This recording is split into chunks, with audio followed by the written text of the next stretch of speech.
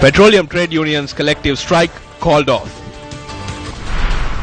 Residents of 300 houses evacuated from the Meetaramulla high-risk zone. Statement by the Colombo District Secretary. Police ordered to produce 3 suspects before court over the assault on journalists who were reporting on the alcohol distillery in Calcutta. Angelo Matthews to lead Sri Lanka at the ICC Champions Trophy. Hello there, very good evening and welcome to your Primetime News Bulletin. I'm Shane Silva. And I'm Arundhati Mudannayak. Let's take a look at the stories in detail now.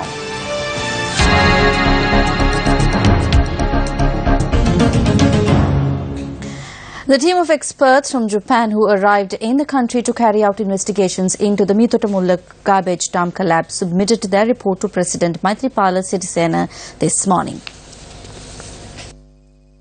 Subsequent to the handing over of the report, head of the team, Mitsutake Numahata, made a presentation explaining the recommendations of the team. According to the presidential media unit, the expert team, as a short-term measure, called for the stabilization of the dump in order to prevent recurrence during the rainy season. As a secondary measure, the team called for the shape of the dump to be symmetrical with a broad base to ensure proper distribution of weight. The team also proposed long-term measures such as gradually reducing the size of the garbage dump and opt for measures such as recycling, power generation and the production of biofertilizer. During the meeting, the President thanked the Japanese expert team for providing such a detailed report during such a short span. Speaking at the occasion, the President pointed out that the tragic incident in Meetaramulla had been converted into a political problem. The presidential media unit further noted that the President has requested for support from the Japanese government in combating the garbage problem in Sri Lanka. In related news, the Japan Disaster Relief or JDR expert team met with Prime Minister Ranil Wickremesinghe at Temple Trees today to present their assessment report on the collapse of the Meetaramulla garbage dump. The volume of waste should be reduced. According to our experiences, in addition to construction of landfill site, it is necessary to have waste segregation, introduction of intermediate treatment such as waste incinerator. 3 are reduce, reuse, and recycle. Japan is ready to extend cooperation regarding waste management based on close consultation with government of Sri Lanka. Considering that some of the waste or the waste in Sri Lanka has a high wet content or biomass content, some of the methods used in the more developed countries may not be possible here. This team has been able to work only for several days, and as you have heard, they will submit a slightly more detailed report hopefully tomorrow before they leave. We also have to find out how do we deal with the new waste disposal since Meetaramulla is not available, and the long-term waste management. Who's the focal authority for Meetaramulla garbage? Is it the municipality or the megapolis municipality? It is the municipality, sir. They are the owner of the garbage site. They are the owner of the garbage site. So then they have to take responsibility for implementing this plan on Meetaramulla together with the government departments that are assigned to it. We may also have to look at not merely Colombo, but I think in the larger cities like Kandy. I was there in Kandy over the weekend. All are having the same issues of waste. So once we look at how it's to be done, if we may be able to apply it to other areas. There's another landfill site in Jaila which we identified, and then there were some objections by the people, and we are hoping to overcome that after the Sinhala New Year. But now we decided we go ahead and the army will start working there. So that may be the first site we can use in the next few months.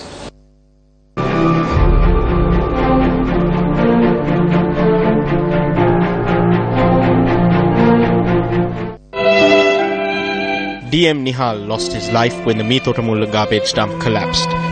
Not only did 2 children lose their father and a wife her husband, but an entire family was torn apart.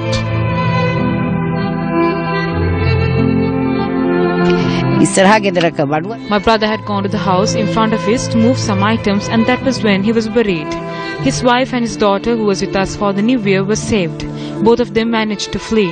It is like losing an entire country. No matter what we are given, it is pointless. Our brother has left us.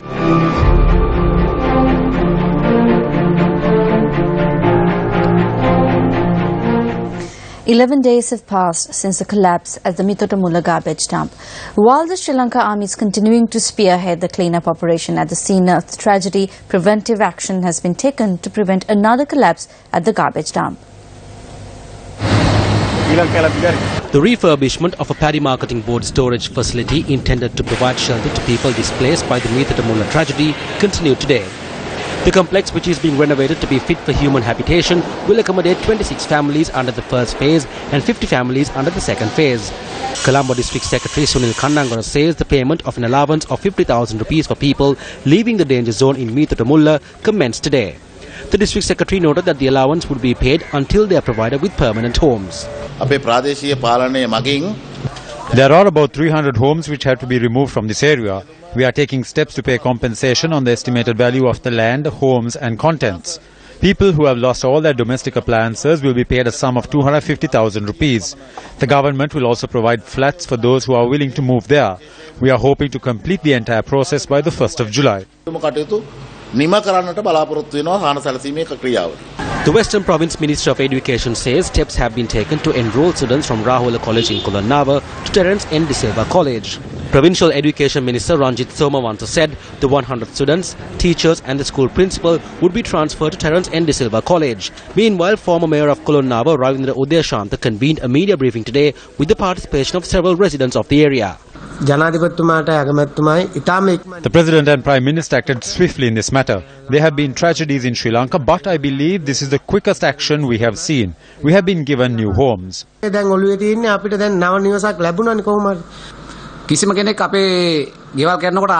No one came to us when our homes collapsed. When they were marking the homes, these people formed an organization and prevented any project from being implemented by protesting against the government using the people of the Hampura. These demonstrations were spearheaded by an environmentalist from the Frontline Socialist Party and the individual known as News1st, who are from the fascist political parties. They hid behind the people and staged demonstrations, preventing the government from implementing any projects here. Failing to comprehend the severity of the situation, they are continuing to protest, saying that they will not allow this garbage dump to be moved anywhere. I accuse the government as well, because this destruction came about as a result of the government failing to take action in fear of the protests. News First made inquiries from Nuwan Bopage, the chairman of the People's Movement against the Kolonnawa garbage dump. The people of Kolonnawa know how the local politicians use the garbage dump to earn money for themselves. The mayor's children and the children of some other councillors are students at international schools, and when Rahula College was closed down, none of them spoke up because they needed the garbage dump. They make the money they need to send their children to international schools through this garbage dump. I disregard this statement with contempt. The people have already responded to these politicians.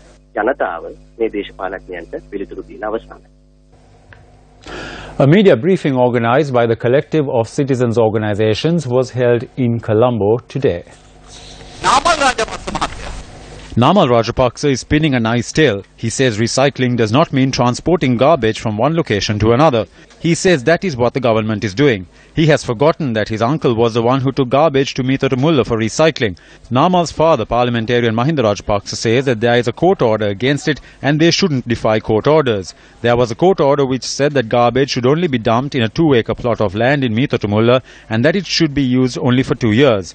What happened to these court orders when he took 7 more acres and proceeded to dump garbage for more than 7 years? Was he in the country when this happened? According to my knowledge, he was the president of the country back then. Whatever happens, we can see MP Marikkar coming forward to fight in this regard. Mahinda Rajapaksa is saying that he could not solve these issues because of the war. Either he has amnesia or he thinks that we have amnesia.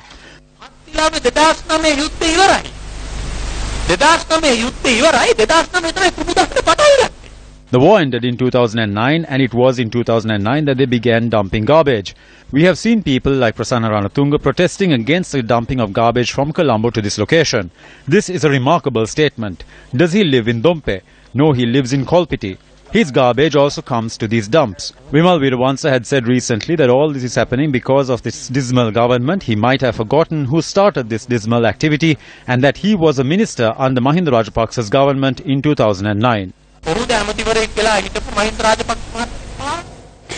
The strike action launched by the Petroleum Trade Union Collective has been called off following successful discussions with the Prime Minister.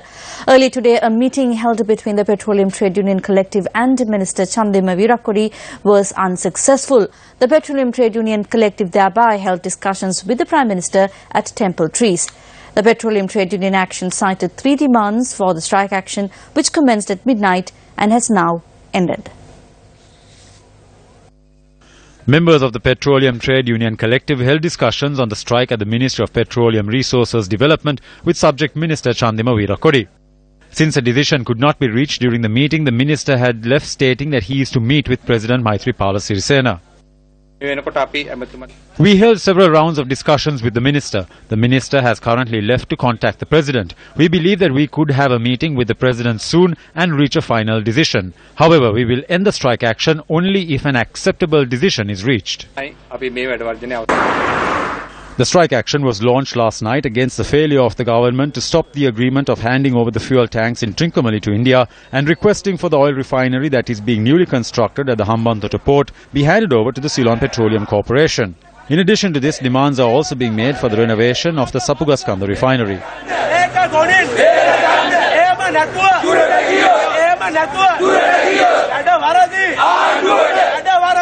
Long queues of bowsers that had arrived to obtain fuel from the Sapugaskanda oil refinery were seen today. We came here from Mihintale last night, but we have not received any fuel so far. We hope that oil will be supplied at least by this evening because we have to transport it to areas such as Madhavachia and Mihintale. They said oil will be supplied, but we have not received anything yet. We have been waiting in line since last night. Meanwhile, the Joint Petroleum Trade Union engaged in a demonstration today by blocking the gates of the fuel storage complex opposite the Ceylon Petroleum Corporation in Kolonava.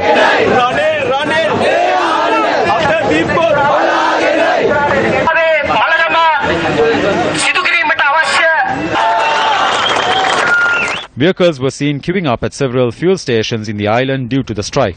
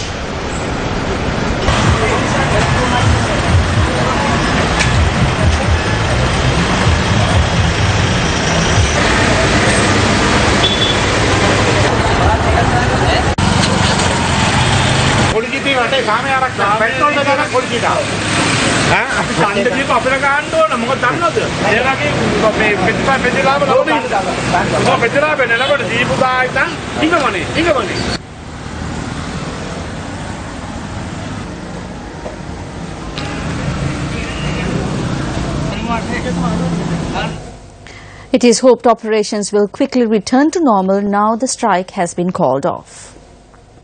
In other local stories, P. Harrison, the Minister of Rural Economy, expressed his views on the future of the Trincomalee oil tanks during a media briefing held today. The oil tanks in Trincomalee had been abandoned for several decades. They were overgrown. These were not used in any way. The white man didn't build this for us. It was built to be of benefit to the country. We have not decided yet whether it will be given to India. It could be Japan, China or anyone else in the world who is willing to develop it. We will not write it off to them completely. The government will keep a stake and give them a stake too. These are not being sold entirely. What happened to the 2015 interim report of COPE, which investigated the impugned Treasury bond issue? After a 2-week recess, the Presidential Commission of Inquiry met today. Newsfirst Zulfiq Farzan reports. former chairman of CORP, DEW Gunasekara, in his evidence today, gave detailed accounts of the CORP inquiry. He said the 13-member CORP subcommittee examined the evidence of 40 witnesses during its 14 meetings. Gunasekara said the Speaker of Parliament instructed him to prepare an interim report following the barrage of inquiries made by MPs on the progress of the inquiry. He said that on the 25th and 26th of June 2015, CORP convened to prepare and deliberate an interim report. Gunasekara highlighted that the report cannot be termed as an interim report. This is because there was no consensus on the interim that was prepared by him with the assistance of officials. As Parliament was adjourned on the 26th of June 2015, Gunasekara said the CORP subcommittee could not proceed further. He added that at the time, the investigations were not over. I informed the Commission that when the new CORP commenced its investigations, it accepted the evidence recorded until CORP, which was chaired by me, was dissolved. Today it was made clear that this was admissible evidence. Well, as usual, there was tension at the Presidential Commission of Inquiry today as well. Tensions arose today after the Commission asked MP DEW Gunasekara if he wishes to say anything other than the evidence that he presented before the Commission. At that time, counsels for the other parties rose and objected, questioning under what capacity was the MP going to make a statement. The Commission affirmed that personal opinions cannot be mentioned before the Commission, and the MP elaborated before the Commission that what his unpublished interim report contained were mere observations and not findings. We now take a look at several court proceedings that took place today. The Supreme Court stated today that the Speaker will be immediately informed on whether the foreign exchange bill presented to Parliament by the government is in line with the Constitution. The Supreme Court held so after taking up 3 petitions filed by MP Bandula Gunawardena, attorneys at law Darshana Weraduwage and Nagananda Kodituaku before court today. The petitions have been filed seeking an order to be issued concluding that the said draft bill is in contravention of the Constitution of Sri Lanka. The petitions were taken up before a panel of Supreme Court judges consisting of Eva Wanasundara, Bhuvanika Aluwihare and Prasanna Jayawardena.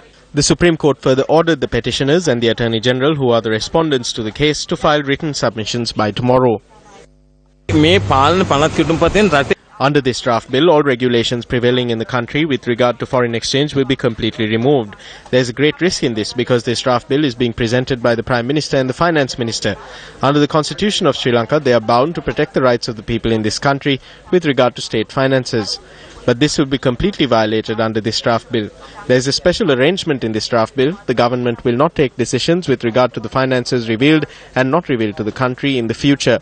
There will be no penalties, no imprisonments. Under the current act, an imprisonment up to 5 years is possible.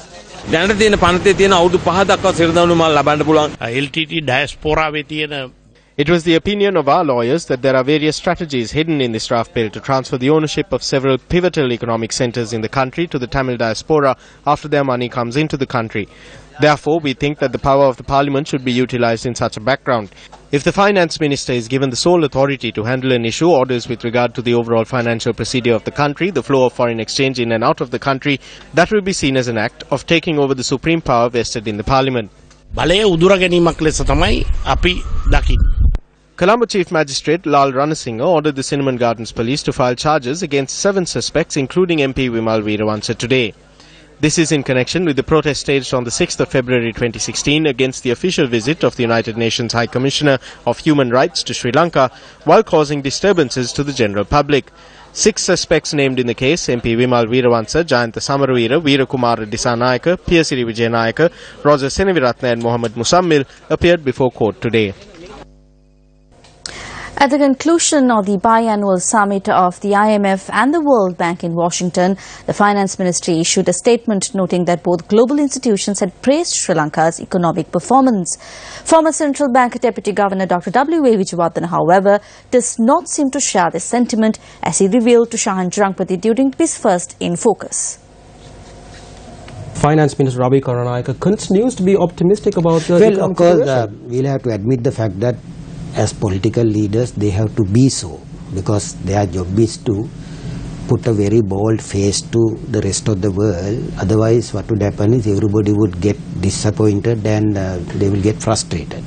To avoid that kind of a situation, the political leadership will have to come up with good stories. Is the country in an economic crisis? We are in economic crisis. I mean, there's no amount of, talk that might be delivered by political authorities saying that the country is not in a crisis will not be acceptable to anyone who has access to information released by the Central Bank of Sri Lanka. So, based on everything that has been published by the Central Bank of Sri Lanka, anyone who has a little knowledge of economics will conclude that we are in a crisis. Watch the full interview on Newsfirst in Focus tomorrow at 9:30 p.m. on TV1. A discussion on the release of lands in the north and east was held at the Ministry of Prisons, Reforms, Rehabilitation, Resettlement and Hindu Religious Affairs today. Following the discussion, Minister D.M. Swaminathan expressed these views to the media. Many issues were taken up today, especially in Kepapila areas. 110 acres plus another 86 acres are going to be released within the period of 6 weeks. Then also, as far as Mullikulam is concerned and Iranathivi is concerned, there were certain issues that were brought forward, and those issues also would be taken up immediately within the next 2 weeks with the Navy. So therefore, today's discussion, many issues were raised, and whatever the possible way that the army was in a position to release the lands will be released. And certain lands, unfortunately, cannot be released due to certain security reasons. Chennai Magistrate Court today ordered the arrest of 3 other suspects involved in the attack of 2 journalists reporting on the alcohol distillery being built in the Kalkuda area in Batticaloa. The attack took place on the 21st of March in the Vembu area in Kumurumullai, Kalkuda. The case on this incident was taken up before Chennai Magistrate A.C. Rizavan today. 2 suspects produced before the court today had previously been arrested in connection to the incident and were later released on bail. According to the case filed on the attack, there were 5 suspects involved in the incident. The magistrate questioned the police as to why the suspects were not arrested. According to the today proceedings, the Honorable Magistrate asked the police why they failed to arrest other suspects who are mentioned in the B report. According to the police information to the court, they arrested one person and subsequently released after recording his statement because he was not involved in the crime. Then the learned magistrate vehemently warned the police they should not act according to that. If they arrested any person regarding the crime, they should produce before the learned magistrate, and then only the court only can decide whether they will be prosecuted or not. Then other investigation matters should be reported to the court then and there. If they fail to do so, the court will take a stern action against the police.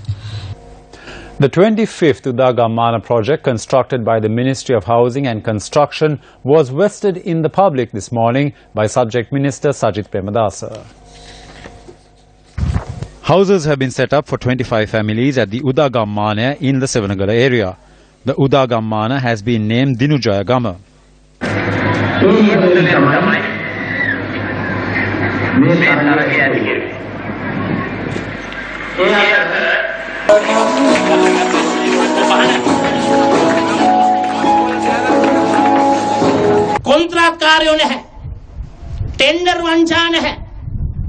There are no contractors, no tenders, so there are no malpractices. There are no low-quality goods. Cement mixture of good standards are being used. The wood is strong. There are no commissions or frauds. Land is being distributed among families who don't have land. A housing loan is provided to build a house. Taking everything they could take after governing the country for many years, I invite the former president to come and take a look at the Udagammana program. There are no contracts here and there is no fraud. We carry out this housing project in a proper manner. Sichuan University and the Pathfinder Foundation signed a memorandum of understanding focusing on the development of educational opportunities of both countries in Colombo this afternoon. The MOU was signed by the Executive Director of the Pathfinder Foundation and the Executive Director of the Faculty of Social Development and Western China Development Studies of the Sichuan University. Founder of the Pathfinder Foundation, Milinda Morogada, was also present at the event. Our primary objective is to have joint studies on mutually beneficial or mutually interesting areas such as the tourism, Chinese tourism to Sri Lanka, what are the constraints and issues, and to try to develop such what are the action to be taken for further development, as well as another area that we have already identified is the comparative study on the Sri Lankan and Chinese legal systems. These will be followed up in the months to come. A discussion on this year's Sirasa International Vesak Zone was held today at the Mahabodhi Agrashavaka Mahavihara in Maligakanda. A group including President of the Sri Lanka Mahabodhi Society, Venerable Banagala Upatisatero, Channel Head of Sirasa TV, Chandana Surya Bandara, and Director of MBC, Kingsley Ratnayaka, were present at the occasion. The relics of the two disciples of Lord Buddha, Sariyut and Mugalan, will be displayed at this venue for the 7th consecutive time. Since we are holding the International Vesak Festival this year, the Mahabodhi Society, together with the Maharaja organization, is making arrangements to accommodate a large number of devotees, both local and foreign. We invite everyone to come and worship the relics. The organizing committee will make sure that the program will be organized much better than the previous occasions. Our organizing team sought the advice and blessings of the Thero. We pledged that we would be committed to provide opportunities to all Sri Lankans to come and visit the Vesak Zone. What progress has been made in the investigation into the assassination of senior journalist Lasantha Wickrematunge? Are efforts being made to scapegoat various individuals in order to protect the real assassins? This is a News First expose.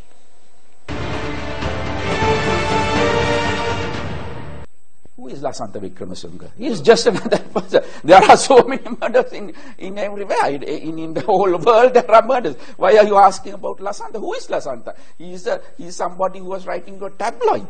Yeah, but you know what's been said. I'm not concerned about that. But you know the people are panicking. Why are people so worried about one man?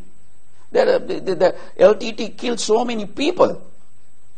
Why are you not asking about them? Who is Lasantha? Tell me, what's important of him? The Defence Secretary Gotabaya Rajapaksa expressed these views in an interview with the BBC a few days after the assassination of senior journalist Lasantha Wickrematunge on the 8th of January 2009.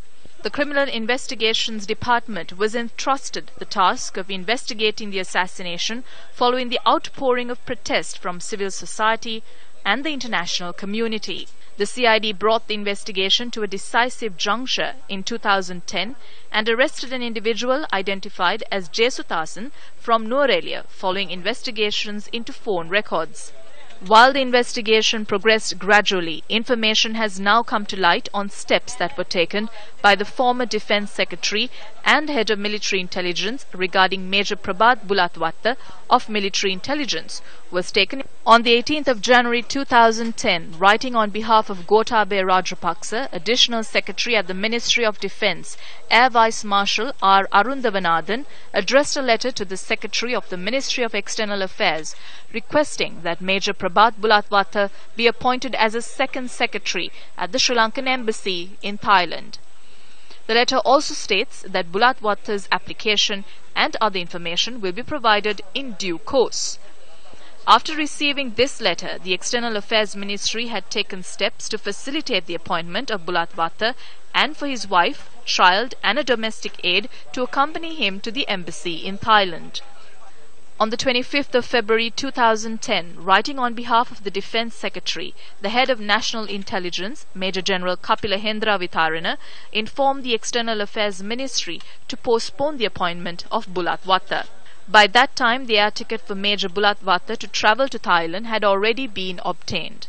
In this time frame, the CID was relieved of this investigation into Lasantha Wickrematunge's assassination, which was subsequently entrusted to the Terrorism Investigation Division, or TID. On the 10th of March 2010, Hendra Vitharana addressed another letter to the External Affairs Ministry Secretary requesting that Bulatwatta be granted the appointment in Thailand. 5 days later, Hendra Vitharana once again informs the External Affairs Secretary that Bulatwatta cannot be appointed to this position. On 2 occasions, Gotabaya Rajapaksa sought to transfer Major Bulatwatta of military intelligence to the foreign service. The head of intelligence, Kapila Hendra Vitharana, who is like Gotabaya Rajapaksa's right hand, cancelled these appointments a few days later. On both these occasions, what they have done is that Gotabaya Rajapaksa and Hendra Vitharana put pressure on these officers to make statements connecting me to various attacks and the assassination of journalists. When these officers refuse, their appointments are cancelled.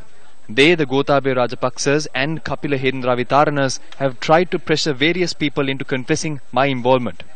I am aware of another instance where the Director of Military Intelligence, Brigadier Amal Karunasekara, was sent overseas as part of the foreign service, and when he did not succumb to the pressure exerted by them, he was recalled to the country. Gotabaya Rajapaksa has used many sneaky strategies to scapegoat me for the various cowardly crimes he had committed.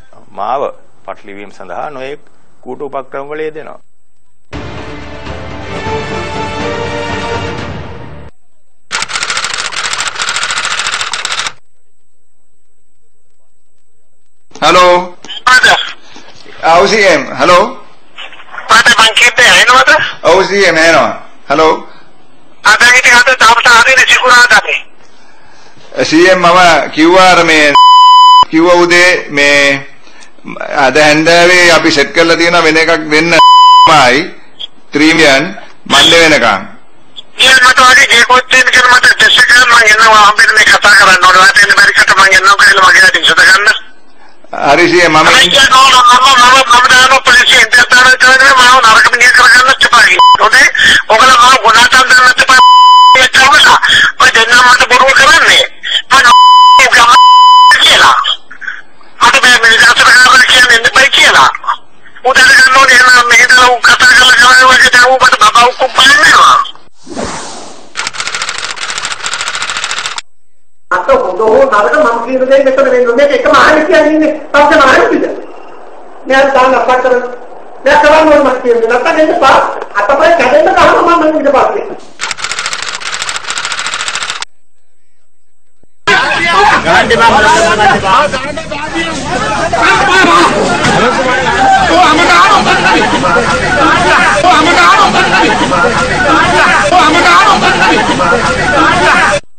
ප්‍රසන්න රණතුංග මහත්තයා හිතාගෙන ඉන්නේ කඳ බඩ තියෙන මොලේ පල්ලෙහාටම බහැපු.